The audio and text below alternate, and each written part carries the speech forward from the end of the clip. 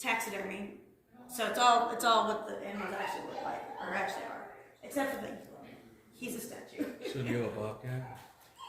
I've got a bobcat right on that corner, actually. Oh, I see it. Yeah, I think that's him. He's on that wall, at least. I think he's the He's right there, yeah. So people will rent areas. So we've got this whole big area back here. There's a full auditorium. It's from there all the way to the edge of the end of the building on that right over there. And then we've got large auditorium and small auditorium. If we have, there's like a wall that you can buy. So you can rent any of that. You can rent the pavilion outside. What else can you rent, Chelsea?